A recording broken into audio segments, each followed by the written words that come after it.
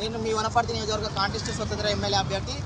ప్రస్తుతము మీ ముందుకు రావడానికి గల కారణం ఏంటంటే వనపర్తి పట్టణంలో బాలకృష్ణ క్రీడా ప్రాంగణంలో విపరీతమైనటువంటి మొక్కలు రావడం జరిగింది. అపరిశుభ్రమైన వాతావరణం జరుగుతుందనే సంగతి మేము మున్సిపాలిటీ పార్టీలో అధికారులకు మేము 3 రోజుల నుంచి విన్నవించడం జరుగుతుంది.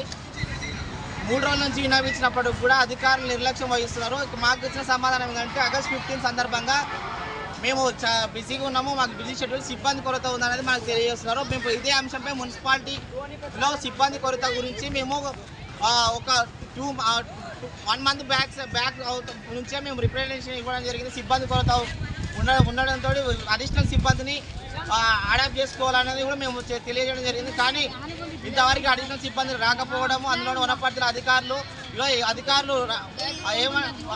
ఏమంటే కలెక్టర్ మీటింగ్ అని చెప్తున్నారు. కలెక్టర్ గారు ఆదేశాల మేరకు అని చెప్తున్నారు. మళ్ళీ కలెక్టర్ల మీటింగ్లోనే ఇంతమంది అధికారులు పనిచేస్తున్నారని మేము ప్రశ్నిస్తున్నాము. ఈరోజు కలెక్టర్ గారు మీటింగ్ అనేది ఒక సాకుగా తయారైన ఏ అధికారితోటికి వెళ్ళినా మేము కలెక్టర్ ఆఫీస్లో బిజీగా ఉన్నామని చెప్తున్నారు. మళ్ళీ కలెక్టర్ గారు ఆఫీస్లోనే మన అధికార యంత్రాంగం మొత్తం పనిచేస్తుందా అనేది మేము ప్రశ్నించడం జరుగుతుంది. కనుక మీ గౌరవ కలెక్టర్ గారు కూడా దృష్టి సాగించాలి. అధికారులు వాట్ గోయింగ్ ఆన్ ఫీడ్బ్యాక్ అనేది కూడా చూసుకోవాలని మేము కోరడం జరుగుతుంది. మేము ఈరోజు విద్యార్థులు ఇబ్బంది పడుతున్నారు, క్రీడాకారులు ఇబ్బంది పడుతున్నారు, వాకర్స్ ఇబ్బంది పడుతున్నారు అనే అంశంపైన మేము ఎన్నోసార్లు మున్సిపల్ కమిషనర్ గారికి తెలియజేసాం. మున్సిపల్ కమిషనర్ గారు మేము బిజీగా ఉన్నామని చెప్తున్నారు. మా శానిటైజర్ ఇన్స్పెక్టర్ గారు మాకు సిబ్బంది కొడుతుందని చెప్తున్నారు. మళ్ళీ ఎవరు చేయాలి దీన్ని?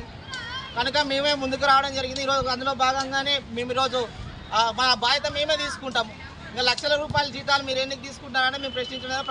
ప్రజా జీతం ప్రజలతోటి పనులతోటి మీరు ఈరోజు శాలరీ తీసుకుంటారు, ప్రజలకు వర్క్ చేయాల్సిన అవసరం ఉంది. బాధ్యతగా యుక్తంగా పనిచేయాలని మేము కోరడం జరుగుతుంది.